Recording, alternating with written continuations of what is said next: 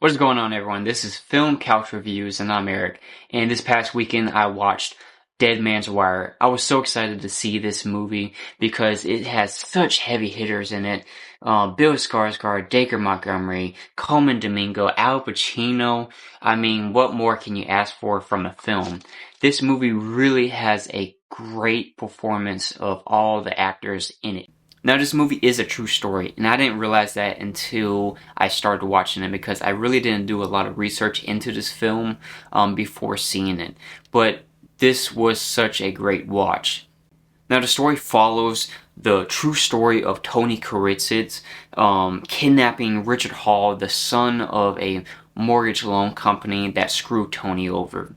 And the movie jumps right into the action within the first 5 minutes, not giving a whole lot of time to develop backstory or anything. It just gives you content clues, but it does so smoothly for you to be able to understand what's going on in the situation. But the majority of this movie does revolve around the hostage holdup and the negotiation between Richard Hall and Tony Kiritsis. But one thing that this movie does really well is it highlights the acting performances between Bill Skarsgård and Dacre Montgomery.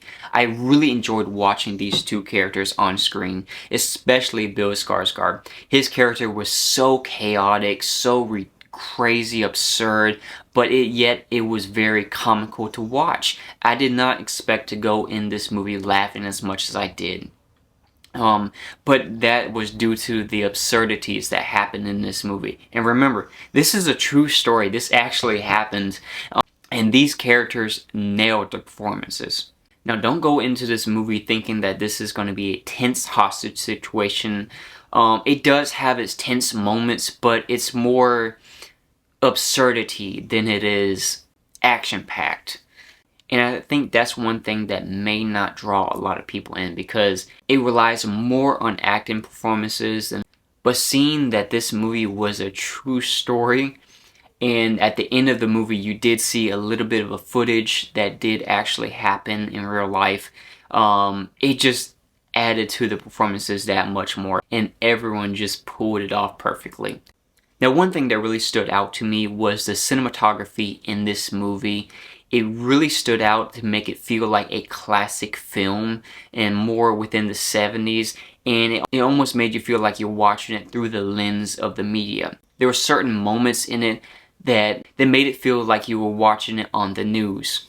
All in all, I really enjoyed this movie because it gave such great acting performances. That's really what highlights this movie. Was Bill Skarsgård's performance as Tony Kiritsis was just chef's kiss. I cannot say more about this man. This man really gives everything. But what do you expect from someone coming from a dynasty of great actors? I mean, most of his family act, and even some of them have Oscars. So, I mean, come on. What do you think? I do recommend going seeing this movie because it's what film is all about. This movie gives everything that you would want to see in a good, solid movie. It's entertaining. It's not long at all, only coming in at 1 hour and 45 minutes. But I think a lot of people are going to pass on it and wait to see it on streaming, or maybe miss it entirely because they may not know all about it, because I haven't seen a lot of promotion around it. But I rate this movie an 8.2 out of 10. It wasn't a perfect movie, but if you go into it blind, I think really you will enjoy this film. But let me know what you guys think. Did you guys go see this movie or not? Is it something that you think that you would want to see? Because I certainly enjoyed it. But make sure you hit that like button, follow along with us as we continue to review these movies and share everything TV, movies, and all things within that realm. And I don't have an outro, so yeah, until the next one, we'll see you next time.